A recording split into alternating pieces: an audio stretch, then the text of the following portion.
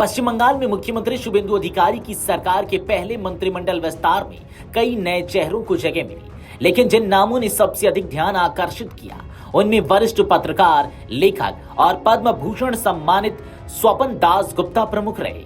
सोमवार को हुई मंत्रिमंडल विस्तार में उन्हें मंत्री पद की शपथ दिलाई गई। इसके साथ ही लंबे समय तक पत्रकारिता और सार्वजनिक जीवन में सक्रिय रहे स्वपन दास गुप्ता अब बंगाल सरकार का हिस्सा बन गए। राजभवन में आयोजित शपथ ग्रहण समारोह में कुल 35 नए मंत्रियों ने पद और गोपनीयता की शपथ ली। मंत्रिमंडल विस्तार के बाद शुभेंदु अधिकारी में मंत्रियों की कुल संख्या 41 हो गई है। नए मंत्रियों में शामिल स्वपन दास गुप्ता को भाजपा के प्रमुख बौद्धिक चेहरों में गिना जाता है और उनकी नियुक्ति को राजनीतिक तथा वैचारिक दोनों दृष्टि से महत्वपूर्ण माना जा रहा है। स्वपन दास गुप्ता का जन्म 3 अक्टूबर 1955 को एक प्रतिष्ठित बंगाली वैद्य परिवार में हुआ था।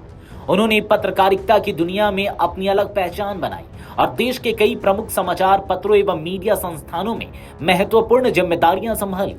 वर्षों तक राष्ट्रीय मुद्दों पर अपनी बेबाक राय और विश्लेषण के लिए पहचाने जाने वाले स्वपन दास गुप्ता ने संपादकीय जगत में भी महत्वपूर्ण योगदान दिया।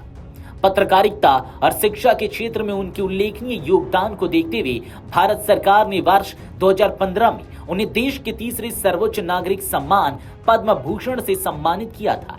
यह सम्मान उनके लंबे सार्वजनिक और बौद्धिक योगदान की पहचान माना गया। साल 2016 में तत्कालीन राष्ट्रपति प्रणब मुखर्जी ने उन्हें राज्यसभा के लिए मनोनीत किया था। राज्यसभा सदस्य के रूप में उन्होंने विभिन्न राष्ट्रीय, सामाजिक और आर्थिक मुद्दों पर अपनी बात रखी और सार्वजनिक जीवन में सक्रिय भूमिका निभाई। हालांकि उस दौरान वे किसी राजनीतिक दल से औपचारिक रूप से जुड़े नहीं थे। बंगाल विधानसभा चुनाव 2021 से पहले स्वपन दास गुप्ता भारतीय जनता पार्टी में शामिल हो गए। भाजपा ने उन्हें तारकेश्वर विधानसभा सीट से उम्मीदवार बनाया, लेकिन उस चुनाव में उन्हें हार का सामना करना पड़ा। हालांकि राजनीति में उनकी सक्रियता बनी रही और उन्होंने संगठनात्मक स्तर पर पार्टी के लिए काम जारी रखा। वर्ष 2026 के विधानसभा चुनाव में स्वपन दास गुप्ता ने शानदार वापसी करते हुए कोलकाता की चर्चित रासबिहारी सीट से चुनाव लड़ा।